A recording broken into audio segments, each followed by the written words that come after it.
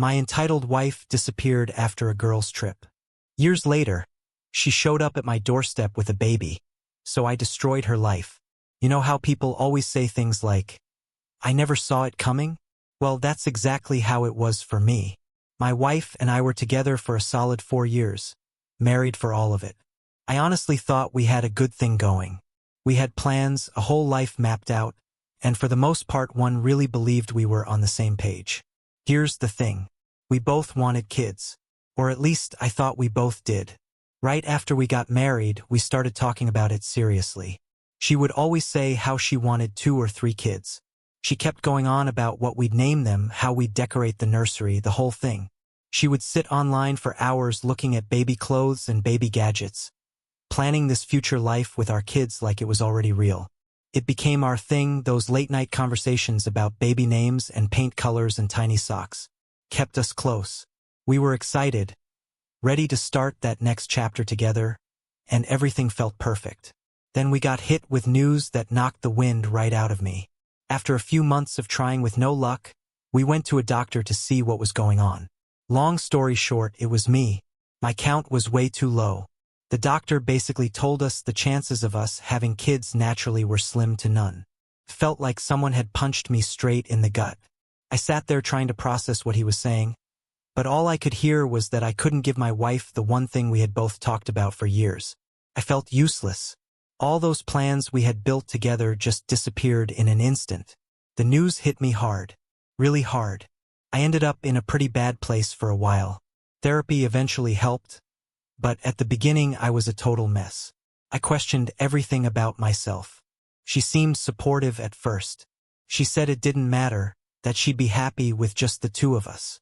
But even then, something about the way she said it didn't sit right with me. It was like she dropped it too quickly. One minute she was dreaming about a big family, and the next she was saying she didn't need kids to be happy. I understand that people change their minds. I really do, but her whole attitude felt off. She went from daydreaming about baby names to avoiding any talk about kids at all. And it wasn't just that. Felt like she started seeing me differently. Out of nowhere, she began making small digs at me. Things she'd never said before. Comments about how I wasn't taking care of myself. That maybe I should get in better shape. That I could be more productive around the house. Sure, maybe I had put on a few pounds during that rough patch, but it felt like she was searching for things to blame me for. When I confronted her and asked what was going on with the sudden shift in her attitude, she brushed it off. She told me I was imagining things, said I was being overly sensitive. But I knew something was wrong. The woman I married, the one who used to sit with me for hours talking about our future, felt different. She wasn't cruel exactly. It was subtler than that. A coldness had crept in, like she had already checked out mentally and was just going through the motions. Over time, I started believing her when she said everything was fine. I stopped pushing because I didn't want to come across as insecure or needy. I convinced myself that I was overthinking it, that grief had just changed us both a little. Fast forward a few years, and we were just living day by day. We fell into a routine where we barely talked about anything meaningful. It felt like we were roommates more than husband and wife. I tried bringing up other options, adoption, surrogacy, anything. Every time she shut it down. She'd say she didn't want to think about it. She'd tell me she was happy as long as we were together. But I never fully bought it. Felt like she was trying to convince herself more than me. Then, out of nowhere, she told me she wanted to go on a girls' trip. It wasn't unusual. She'd gone on trips with her friends before, and I had always supported her. We lived in Brighton, and she had talked for a while about wanting to go to America with her friends. I didn't think twice about it. We had built up trust over the years. So I helped her pack, made sure she had everything she needed, and drove her to the airport. I still remember the last thing she said before she left. She turned to me and said, "Thank you for being so supportive." It struck me as a little strange. It's not like I had done anything special, but she seemed sincere, almost emotional about it. I brushed it off as her just being appreciative. That night, I stayed up so I could call her once she landed, just to make sure everything went smoothly. Her flight was supposed to take about 9 hours, so I kept myself busy around the house, watching TV, checking the clock, waiting for her to text me that she'd landed. The place felt too quiet without her, but I told myself that was normal. As soon as I saw that her flight had touched down, I called to check in. The phone rang and rang, but there was no answer. I figured she was tired, maybe went straight to her hotel and crashed, so I didn't think too much of it at first. But then morning rolled around and I still hadn't heard from her. That's when I started feeling this gnawing worry in the pit of my stomach. I tried calling again, then sent a few texts, thinking maybe she was just busy or her phone was on silent. After a few more hours of radio silence, I was officially freaking out. I ended up calling her sister to see if she'd heard from her. Nothing. By that point, I was seriously starting to panic. I even went as far as calling her friends, the ones who were supposed to be on the trip with her, thinking maybe something had gone wrong with her phone or she just hadn't had the chance to check in. But when I called them, they were confused too, because they weren't on any trip. They were sitting 2 blocks away back home having coffee. That was when it really hit me. She wasn't on a girls' trip. She wasn't with friends. She hadn't gone anywhere with anyone. She was just gone. I sat there holding the phone, and it felt like my stomach dropped straight through the floor. Couldn't wrap my head around it. Why would she lie to me like that? Why would she just leave without telling me? I tried to convince myself it was some kind of mistake. Maybe she'd missed a connecting flight or there had been an emergency and she hadn't been able to call. But deep down, I knew she'd planned this. The whole girls' trip story, her saying thank you for being so supportive, it was all part of whatever she'd been cooking up in her head. I didn't know what to do. I felt like I was living in some nightmare I couldn't wake up from. This wasn't the woman I'd married. This was someone I didn't even recognize. All the pieces started clicking together, the coldness, the way she'd stopped talking about our future, those little jabs about my looks and my health. She'd been pulling away for a long time, and I just hadn't seen it, or maybe I hadn't wanted to see it. That night, I sat there staring at my phone, hoping for a text, a call, anything. But nothing came, and deep down I knew it wouldn't. The next morning I lay in bed staring at the ceiling, hoping maybe it had all been some messed up dream. But her side of the bed was empty and reality hit hard. She'd actually left. She'd packed her bags and vanished. All the reassurances I told myself the night before, that maybe she was delayed or her phone died, didn't hold up anymore. It was obvious she'd planned this and wanted out. The first few days I was in total denial. I kept calling her phone, hoping I'd hear her voice on the other end, maybe get an explanation. I left messages too. Half the time I didn't even know what I was saying, but I kept talking, hoping something would get through to her.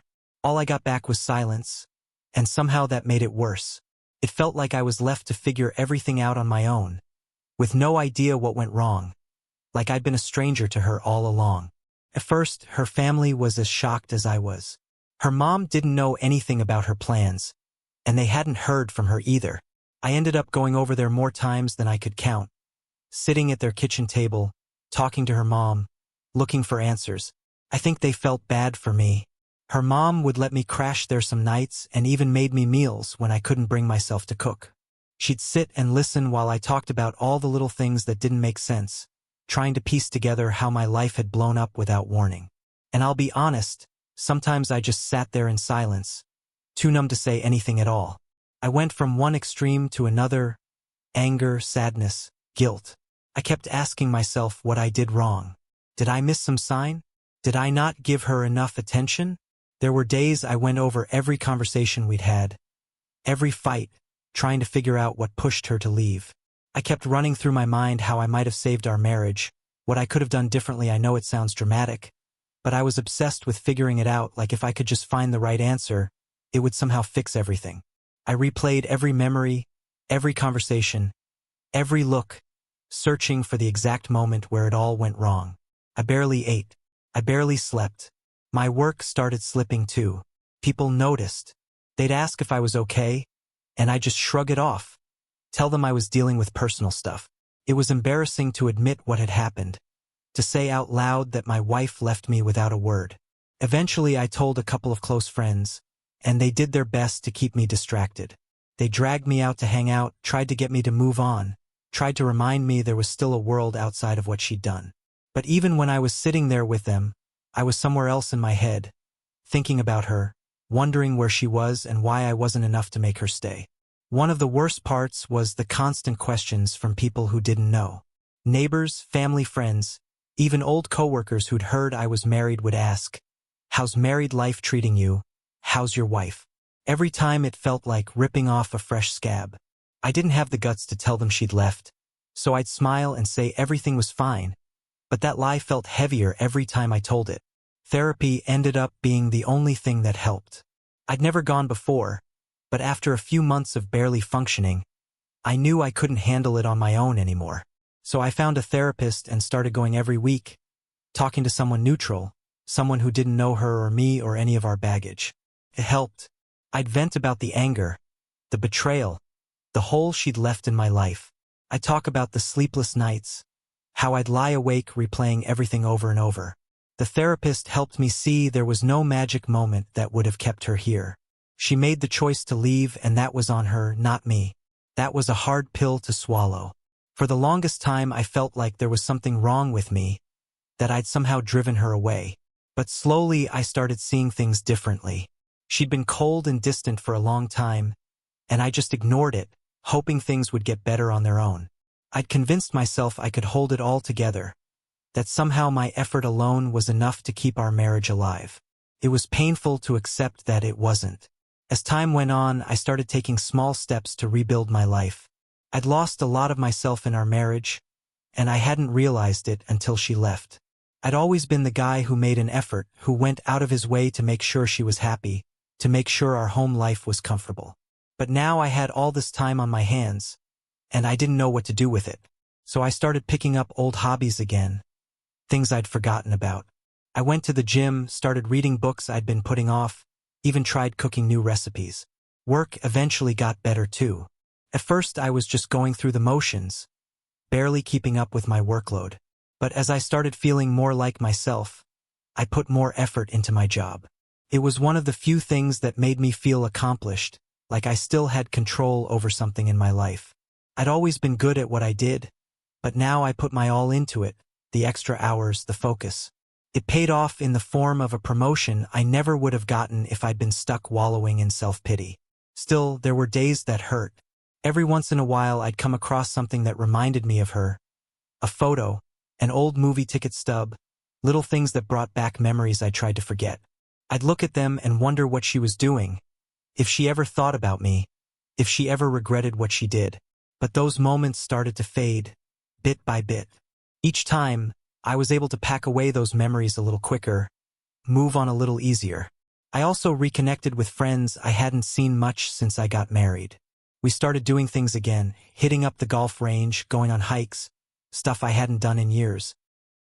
It felt good to have people in my corner, people who weren't part of the mess, who could help me move on without dragging me back into the pain.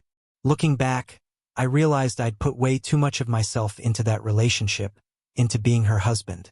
When she left, it felt like she'd taken a part of me with her, like I'd lost this huge chunk of who I was.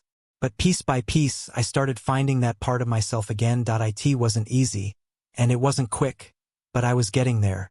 By the end of that year, I could finally look in the mirror and see someone who wasn't defined by what she'd done. I was more than just the guy whose wife left him. I'd survived. I'd rebuilt. I'd come out stronger. For the first time in years, I felt like I could actually live my life without her shadow hanging over me. And honestly, I was proud of that. I truly believed I'd put everything behind me. Life had started to feel normal again, or at least as normal as it could after all that mess. I had my routine down, friends keeping me busy, and work was going great. I'd even stopped thinking about her every single day. Sure, I still had moments when some random memory would sneak up on me, but it wasn't like before, when every second of my life somehow connected back to her. So when there was a knock on my door one Saturday morning, she was the last person I expected to see standing there. But there she was, right on my doorstep, holding a baby. I froze. My brain just stopped working for a second because it felt like I was seeing a ghost. She looked mostly the same, maybe a little worn down, but still her. She gave me this look like she actually thought I'd be happy to see her. And yeah, that hit me harder than I expected, because I thought I was past caring. Turns out, Seeing her again stirred up a lot of emotions I thought I'd buried. I didn't say anything at first. I just stood there staring at her. She smiled at me like nothing had happened, like she hadn't disappeared from my life without a word. Then, with zero shame, she asked, "Can I come in?" The nerve. I mean, really. After everything she'd done, she just shows up like I'm supposed to welcome her back with open arms. But I kept my cool. I told her, "No, you can stay right there and explain." I didn't want her in my house, bringing all that chaos back into the one place I'd rebuilt, the one space that was finally mine again. She looked a little thrown off, but she stayed where she was and jumped straight into her story. She started with, "I know this might be a shock, but I wanted to come back and explain everything." She even had this hopeful look on her face, like she genuinely believed I'd be open to hearing her out. I was torn between laughing in her face and just shutting the door right then and there, but I was too curious. I needed to know what excuse she'd come up with to justify vanishing the way she did. She went on about how she'd made a mistake leaving, how she'd realized she'd lost the best thing that had ever happened to her. Her words, not mine. She said she'd spent a lot of time reflecting, and that after having this baby, she finally understood what really mattered in life. Apparently, what really mattered was showing up unannounced at my door after ghosting me for years. Then she looked down at the baby and said, "This is our second chance." I couldn't believe what I was hearing. Our second chance. Like this kid was some magical reset button and we could just pick up where we left off. I tried to keep my face neutral, but inside I was absolutely fuming. She kept talking, saying she wanted us to be a family again, that she'd made a terrible mistake but now we could start fresh. Just the three of us. Finally, I asked the one question that had been eating at me since she showed up. "Why did you leave?" I kept my voice as steady as I could, though I wasn't sure how much longer I could hold it together. I'd spent years trying to understand, torturing myself with every possible explanation. Now that she was standing in front of me, I needed to hear it from her. She hesitated, looking down at her feet like she was ashamed. Eventually, she told me the truth, or at least what I assume was the truth. She admitted she'd left because she wanted a kid, and since I couldn't give her one, she found someone who could. She said it like it wasn't a big deal, like she hadn't completely shattered my life, like I was supposed to just nod and accept it. She explained the guy she left with didn't stick around, but by then she'd had the baby and realized she wanted me back. Just like that. Simple. I stood there trying to process what she was saying. She was admitting she'd abandoned me, run off with some guy, had his kid, and now expected me to be okay with it. Like I'd just forgive and forget. I told her, "So you left, found someone else, had his baby, and now you think you can come back and pretend like nothing happened." She started crying, saying she was sorry, that she'd made a huge mistake, but it didn't move me at all. She kept saying how she realized. It went on like that, her insisting that I was the one she truly loved and that we were meant to be together.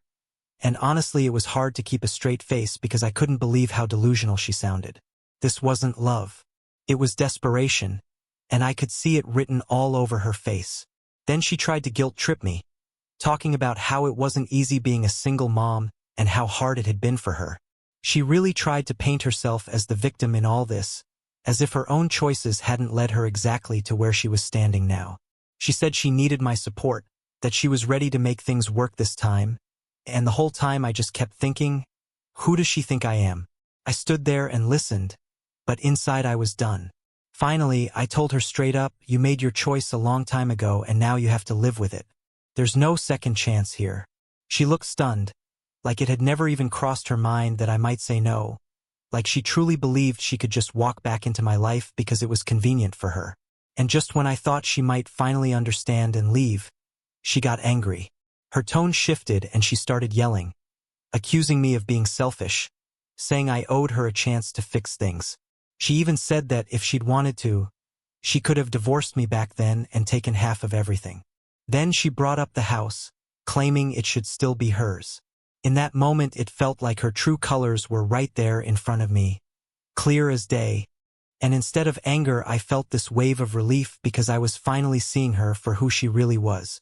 I didn't argue. I didn't raise my voice. I just looked at her and said, "We're done. You wanted a different life and now you have it. This isn't my responsibility anymore." Then I shut the door in her face, cutting off whatever she was about to say next. Standing there, listening to her muffled shouts from the other side, I felt a strange calm settle over me. She could knock, yell, cry, do whatever she wanted, but I knew I would never let her back in. The woman I had loved, the woman I had married, she was gone. In her place stood a stranger who thought she could gather the pieces whenever it suited her. I walked away from the door and sat down, feeling lighter than I had in years. After I slammed the door, I honestly thought that was the end of it. I figured she would finally understand and leave. But she didn't. Instead, she started banging on the door, shouting all kinds of things, and I couldn't believe the nerve. There I was, inside the one place that was truly mine, the one space I had rebuilt from the wreckage she'd left behind, and she had the audacity to stand outside demanding I listen to her. At first I considered ignoring it, letting her yell until she ran out of energy. But then curiosity got the better of me. I wanted to hear what excuse she had prepared this time. So I opened the door just a crack, enough for her to see that I was listening but not enough to let her step inside. She looked like she'd been slapped, probably shocked that I hadn't reacted the way she expected. Without missing a beat, she launched into a whole speech about how she was willing to forgive me for slamming the door and how she was ready to start fresh, as if we were arguing over something small and not standing in the middle of her abandonment. She kept saying we could make it work if we both tried. That was the moment I couldn't hold it in anymore. I laughed. I actually laughed because the sheer audacity of it was unreal. She looked furious when I did, like I was supposed to feel guilty for not taking her seriously. I told her plainly, you left. You had your chance and you threw it away. I'm not going to pretend none of that happened just because you feel like coming back. Her face flushed red and she started saying I didn't understand how hard it had been for her. She talked about how lost she'd felt after leaving and how she realized too late that she'd made a mistake. But I wasn't buying it. I told her leaving wasn't an accident. It was a choice.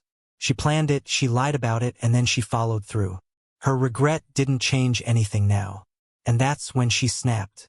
The sadness disappeared and her whole tone shifted.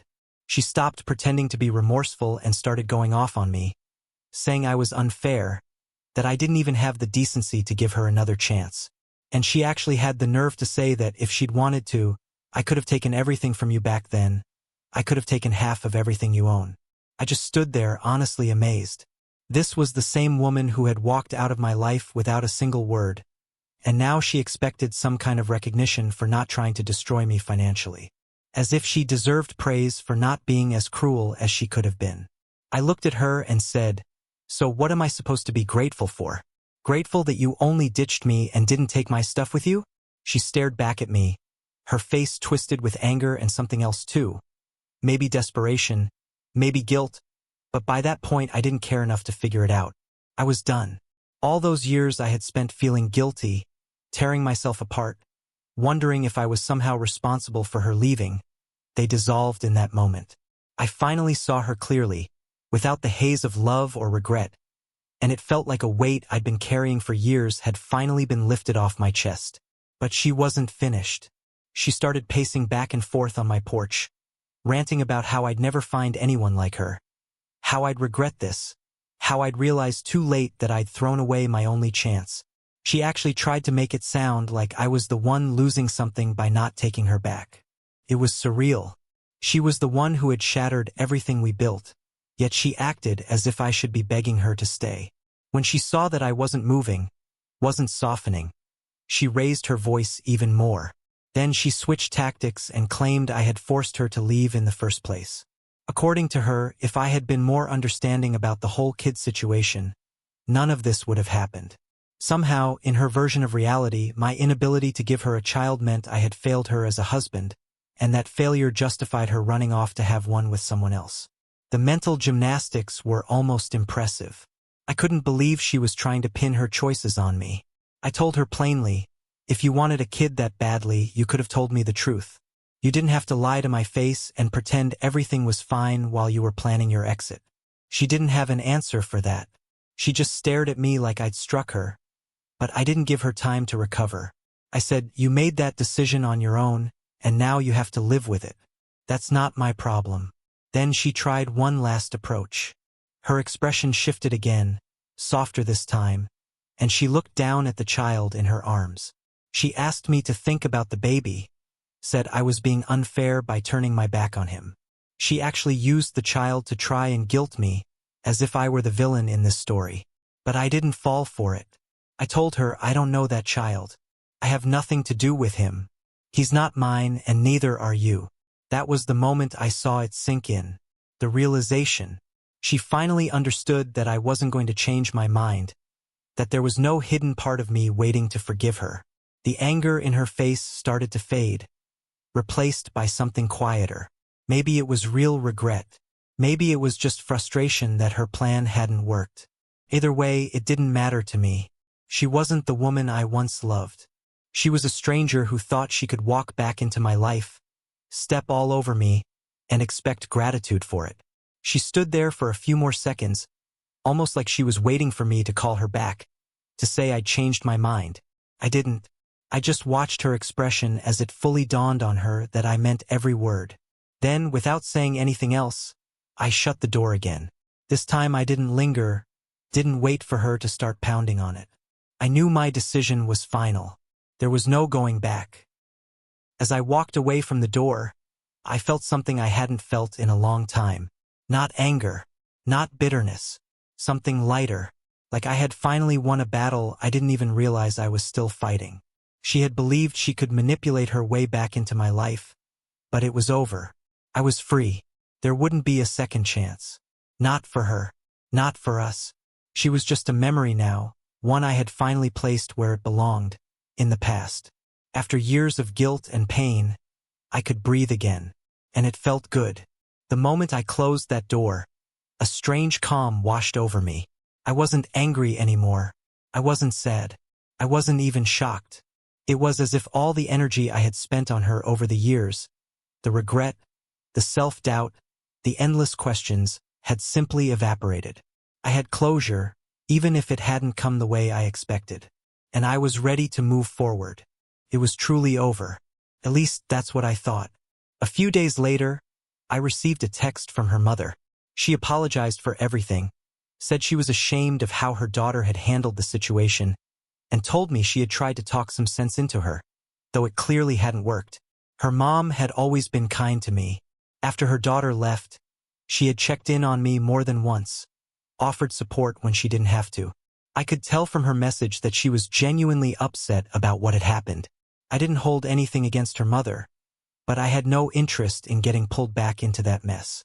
I replied with a simple, polite thank you for checking in and left it at that. I wasn't going to share details, and I wasn't going to spend time explaining my decision. She understood enough to know it was over.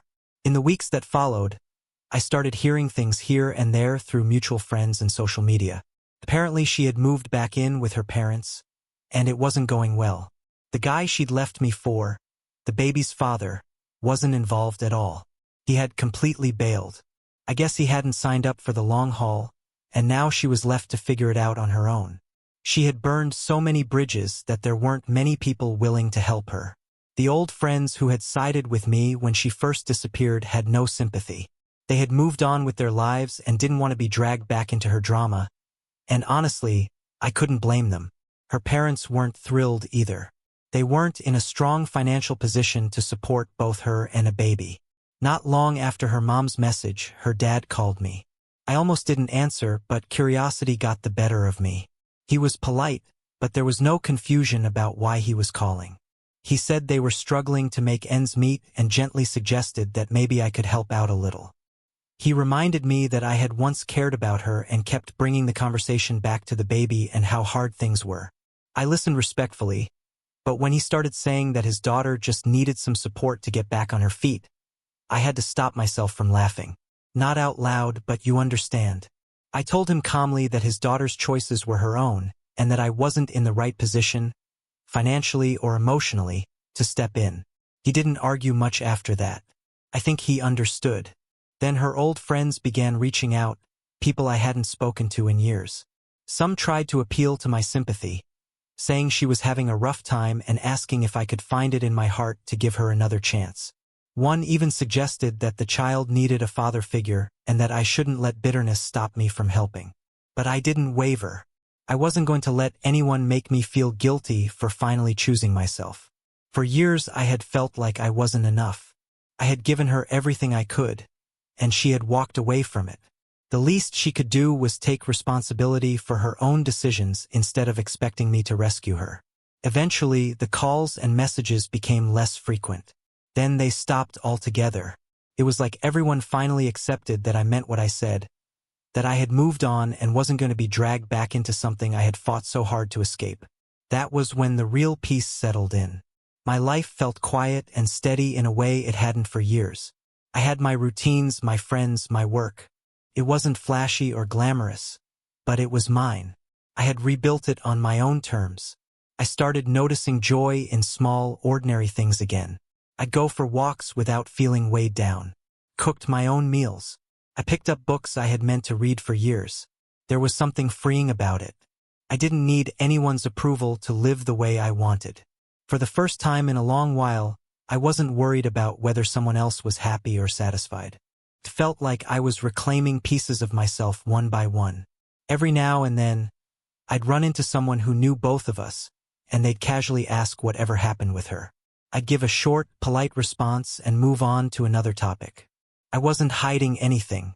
I just didn't see the point in reopening a chapter that had clearly ended. She was part of my past, and I had finally learned how to leave her there. The last updates I heard weren't good. She was struggling to hold down a job, moving between her parents' house and friends' couches whenever she wore out her welcome. People I barely spoke to anymore would occasionally message me, saying she was asking just about anyone for help. A few hinted that she still believed I might change my mind someday, that maybe I'd step in and play father to her child after all. But that wasn't going to happen. I had spent too much time and energy getting my life to even consider going back down that road. There was no part of me that wanted to be her safety net, no part willing to step in as the man who cleans up the mess when her plans fall apart. I wasn't going to be the one who picks up the pieces just because things didn't turn out the way she expected. That chapter of my life was closed, and I meant it. Nothing was going to pull me back into it. In the end, I realized I had gotten the closure I needed. Not from an apology, not from some dramatic confession, but from seeing her exactly as she was and understanding that her choices were hers alone. She had made them, and now she was living with the consequences. And me? I finally felt free, truly free, in a way I hadn't experienced since the day she walked out. I wasn't carrying her shadow anymore. It wasn't trailing behind me in every decision or creeping into my thoughts late at night. I had moved forward. I had built something steady and solid for myself. I wasn't happy in some loud, over-the-top movie ending kind of way. There were no fireworks, no grand declarations. What I felt was quieter than that. Peaceful. Steady. A calm kind of contentment that settled deep in my chest and stayed there. And honestly, that was enough.